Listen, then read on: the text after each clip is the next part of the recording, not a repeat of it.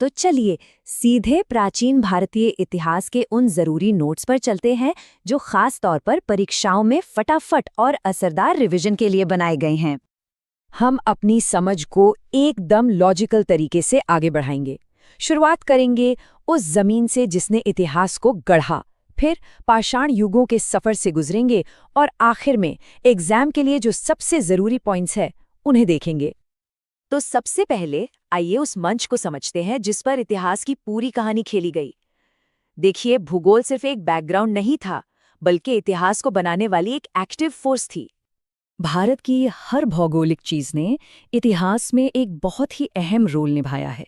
जहां एक तरफ हिमालय ने एक दीवार की तरह हमारी रक्षा की, वहीं सिंधु और गंगा जैसी नदियों ने सभ्यताओं को अपनी गोद में पाला। खैबर और बोलन जैसे दर्रों ने आक्रमणकारियों और व्यापारियों दोनों के लिए रास्ते खोले, और विंध्य पर्वतों ने उत्तर और दक्षिण के बीच एक कल्चरल डिवाइड बनाया। खैबर दर्रा इसका एक परफेक्ट एग्जाम्पल है। ये प्राचीन हमलावरों से लेकर व्यापारियों तक भारत में आने वाले न जाने कितने ही ग्रुप्स के लिए मेन गेटवे था, और इसी ने उत्तर भारत की आबादी और इतिहास को इतना ज्यादा प्रभावित किया। मगध जैसे महान साम्राज्यों का उदय ये भी सीधे सीधे उसके भूगोल से ही जुड़ा था। गंगा के मैदानों से खेती की पैदावार बढ़ी, छोटा नागपुर पठार से भरपूर लोहा मिला, और इन दोनों ने मिलकर शक्तिशाली हथियार और एक मजबूत साम्राज्य की नींव रख दी। अच्छा, तो ये तो हुई स्टेज की बात। अब बात करते हैं इस मंच के पहले एक्टर्स की। मानवता का सफर शुरू होता है पूरा पाषाण युग, यानी ओल्ड स्टोन एज से। इस पूरे दौर में टेक्नोलॉजी और सोसाइटी में बहुत धीरे धीरे पर बहुत जरूरी बदलाव आए। शुरुआत में तो बस जैसे तैसे पत्थरों का इस्तेमाल होता था, फिर नुकीले औजार बनाने के लिए फ्लेक तकनीक आई, और आखिरकार लोग गुफाओं और चट्टानों की छांव में एक साथ कम्युनिटी में रहने लगे।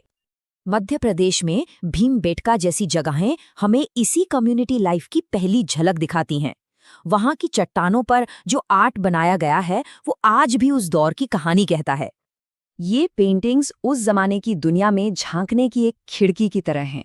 इनसे पता चलता है कि वो शिकार पर कितना निर्भर थे, उनकी एक सोशल लाइफ उभर रही थी, और यहाँ तक कि लड़ाई के शुरुआती रूप भी दिखाई देते हैं।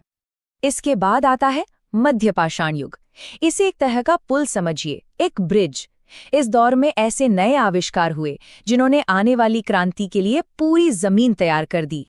यहाँ दो बड़े बदलाव हुए, एक टेक्नोलॉजिकल और दूसरा सोशल।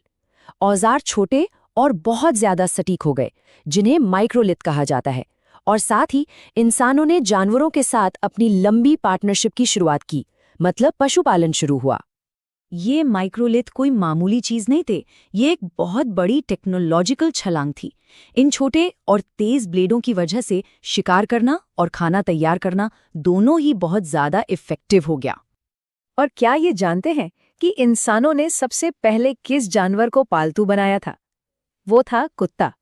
जैसे जैसे समुदाय एक जगह टिकने लगे, सुरक्षा के लिए कुत्तों की अहमियत बढ़ने लगी।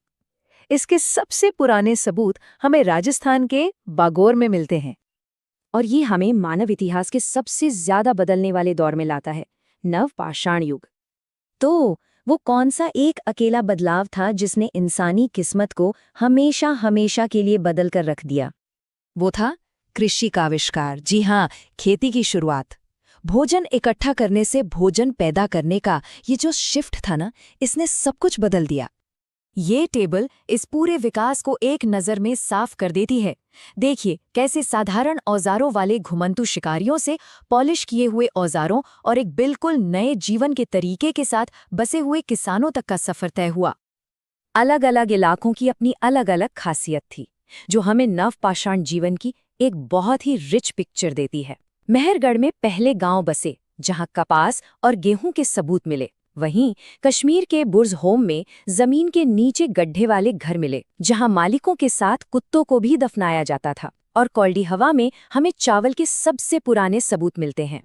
ठीक है, अब तक हमने जो कुछ भी सीखा है उसे एक फाइनल रिवीजन कार्ड में फटाफट समेट लेते हैं।